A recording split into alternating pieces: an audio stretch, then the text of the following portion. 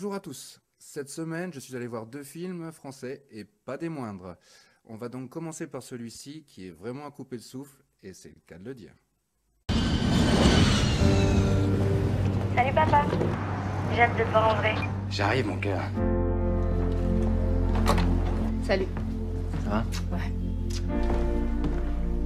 Eh ben, c'était long. Comment tu vas?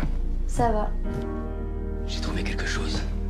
Un nouveau protocole, ultra prometteur. Pourquoi tu veux toujours tout compliquer, Mathieu? On a réussi à la sortir de l'hôpital. Elle a une fille maintenant.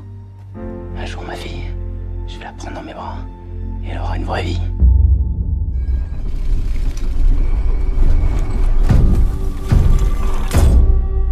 Papa, c'était quoi? C'était un tremblement de terre? Et la batterie a pris le relais? Ouais. J'arrive dans 2 minutes.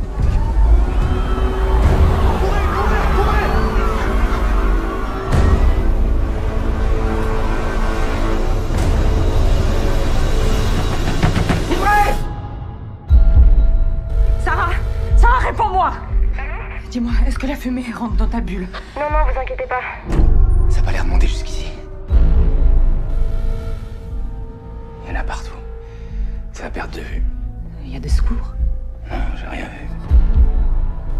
Il me reste 4 barres de batterie. Si la fumée se dissipe pas... Elle passe pas la nuit. La brume. Elle monte. Ça ira pas mieux. Ça va ne faire qu'empirer. Tu te rends pas compte de comment c'est dehors? Je pense que les 2 tiers de la population parisienne y sont passés d'un coup. Et si c'est pareil ailleurs? Il y a des combinaisons spéciales qui permettent aux patients de se déplacer. Et à partir de là, tout est possible.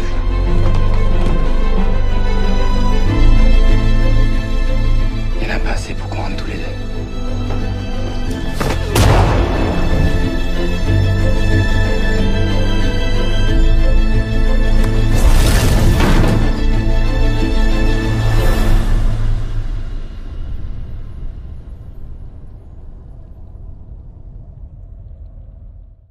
Les acteurs du film, grâce à leur interprétation, le rendent crédible.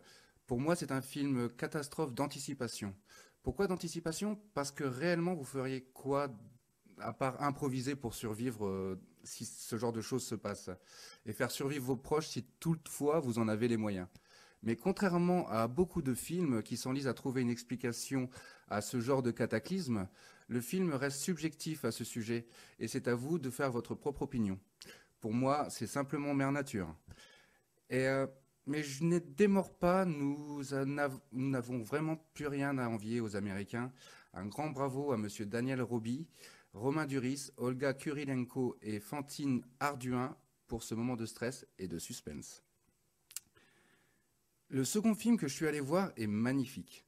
J'aime beaucoup les reconstitutions historiques, mais aussi les animaux.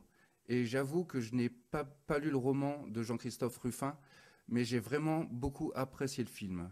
On passe la bande-annonce ? Avant la guerre, j'étais un jeune militaire de carrière idéaliste. L'honneur, la tradition, la patrie. J'y croyais à tout ça. Pourquoi il aboie comme ça, ce chien? C'est le chien du détenu commandant. Allez, debout, Marlac! Je suis le chef d'escadron entier du Grèce, chargé de juger votre affaire. Je comprends pas qu'un type qui a reçu la Légion d'honneur puisse se rendre coupable de ce qui vous est reproché aujourd'hui. J'imagine que vous étiez ivre. J'étais pas saoul et je regrettais rien. Et personne m'obligera à m'excuser. Vous le connaissiez, vous, ce Morlac, avant son coup d'éclat? Un drôle de type. Quand je l'ai vu passer le 14 juillet avec son chien, j'étais loin de me douter de la suite. Vous avez créé avec cette bête une relation de compagnon d'armes. Je veux pas que vous écriviez ça, c'est faux. Ce que j'ai fait, c'est contre les profiteurs qui envoient les autres se faire tuer à leur place. Pour ça, il faudrait qu'il s'excuse. Et il refuse. Insulter la nation, c'est inacceptable. Je suis beaucoup trop donné à la nation. On dirait qu'il s'obstine à vouloir être condamné. Je vous en supplie, monsieur. Dites-lui qu'il revienne, son fils et moi, on l'attend. L'héroïsme, la bravoure, le patriotisme. Il y a encore des malheureux qui croient en ces conneries. La justice est là pour protéger la société. À protéger de qui? Qui est coupable? Qui est innocent? S'il condamne ce gars-là, il fait une grande injustice. Vous savez de quoi on l'accuse? Allez-y, fusillez-moi. C'est à la guerre que les hommes montrent leur vraie nature. Tout s'est passé le 14 juillet 1919 sur la Grand Place. Si tu veux qu'il sorte, tu lui fais comprendre qu'il doit s'excuser.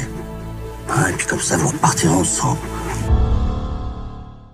Il est sincèrement magnifique, et François Cluzet y est impeccable en magistrat de gendarmerie, impartial mais humain, qui va chercher à tout prix à innocenter le prévenu Nicolas Duvauchel, qui ne souhaite qu'être condamné pour un acte grave. Mais je ne peux vous en dire plus car l'histoire est habilement racontée autour de ce fait à travers l'évolution des personnages avant, pendant et après la guerre, mais aussi à travers les yeux et la souffrance d'un chien loyal à son maître. Ne me demandez pas son nom, il n'en a pas. Il porte un beau message, mais a lui aussi un lourd fardeau à porter. Un film magistral. Cette émission touche donc à sa fin, mes amis, et je vous donne rendez-vous la semaine prochaine pour de nouvelles aventures cinématographiques.